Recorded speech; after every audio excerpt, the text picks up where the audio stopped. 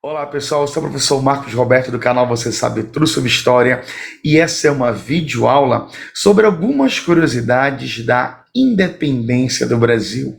Será mesmo que aquele grito do Ipiranga foi tão grandioso assim? Será que o nosso futuro imperador estava montado num cavalo? E como estava a saúde intestinal do nosso imperador? Quer saber mais sobre isso? Não saia daí! Antes da gente começar essa videoaula, clica aqui no card que eu tenho uma aula só analisando os quadros da independência do Brasil, tanto do René François Moreau e o famoso quadro do Pedro Américo.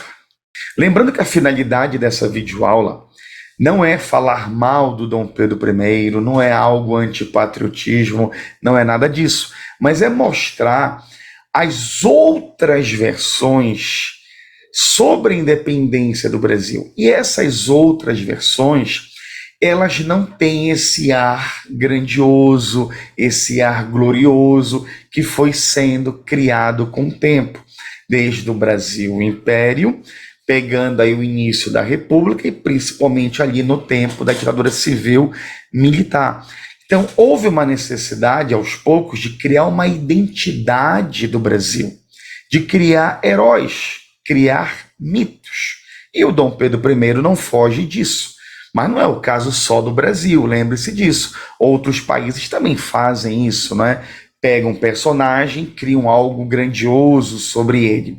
Então a ideia da história é sempre estar investigando, repensando, redescobrindo novas formas, né? Será analisar o passado também? Será que aquele personagem foi dessa maneira? Então são novos descobrimentos. Então não é uma ideia de destruir, no caso, a imagem do Dom Pedro. Então, por exemplo, quando a gente fala, né, sobre a independência, vou pegar aqui um livro que acho é muito interessante, que é do historiador Rodrigo Trespac, tá? Que é esse aqui, já até indiquei uma videoaula sobre ele, que é Personagens da Independência do Brasil. Então é legal esse aqui, porque ele trabalha muito a ideia da microhistória, né? Porque a macrohistória são aqueles grandes eventos, são os grandes personagens, muito mais aí sendo valorizado, né, o homem como centro dos grandes eventos, e aqui ele trabalha outros personagens da independência, não somente Dom Pedro. Então é interessante aqui que uma das curiosidades é que o Dom Pedro, gente, a gente olha para aquele quadro famoso do Pedro Américo, né? Independência ou Morte, a gente acha que o Dom Pedro estava com aquela roupa de gala, a gente acha que ele estava, não é, com toda aquela comitiva, mas na verdade não. E nem montado em um cavalo ele estava. Por quê? Para fazer uma viagem longa, né, que ele fez a viagem do Rio de Janeiro para São Paulo, não é um cavalo que faz aquele tipo de viagem. Então ele estava em uma mula. Tá, então eu vou pegar aqui um trecho do livro que fala sobre isso. Olha lá. Uma das pessoas que acompanharam o Dom Pedro, né, estava assim: Antônio Leite Pereira, de Gama Lobo, deixou um relato minucioso daquele dia, publicado por diversas fontes ao longo do tempo. São dele, por exemplo, as expressões contidas em muitos livros de história. Uma égua possante gateada, em referência à montaria do príncipe regente. Então, só aqui a gente já tem, né, a ideia, porque o Rodrigo Trespac ele trabalhou com várias fontes, vários relatos da época.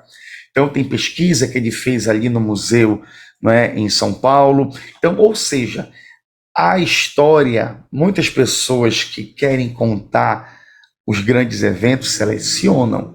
E poderia ficar feio, né, para estar nos livros de história, né? Então, ou seja, é interessante a gente mostrar esse outro lado da história, tá? Agora tem uma outra coisa interessante, né, que as pessoas acham, né, que que o Dom Pedro foi dado aquele grito de uma maneira da fúria dele, somente assim. Mas se eu te falar que o Dom Pedro estava passando por problemas intestinais, né, e isso poderia ter ocorrido, poderia ter sido o motivo dele ter parado ali nas margens do Ipiranga. Quer ver? Olha só, ainda o mesmo relato do Antônio Leite Pereira da Gama Lobo, né?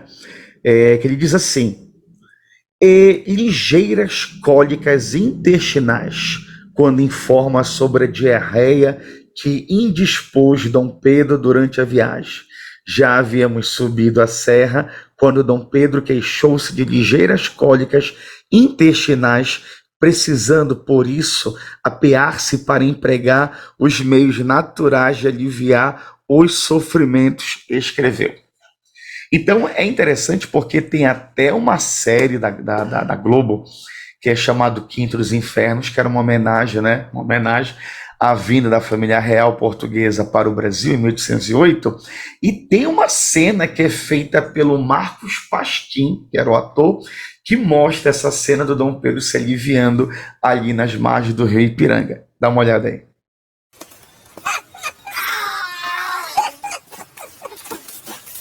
Então, geralmente eu mostro, né, nas salas de aulas essas várias versões do Grito do Ipiranga, até mesmo, né, feito pela televisão, feito por série de TVs, né? Então é interessante o aluno ele não ter só uma visão. É bom que ninguém tenha só uma visão de um acontecimento. Então, pessoal, se gostou, curta, compartilhe com aquelas pessoas que acreditam que o Dom Pedro, né, que o Grito do Ipiranga foi somente grandioso. A gente tem que analisar um pouco a micro-história. Tá bom, pessoal? Então, até mais e tchau!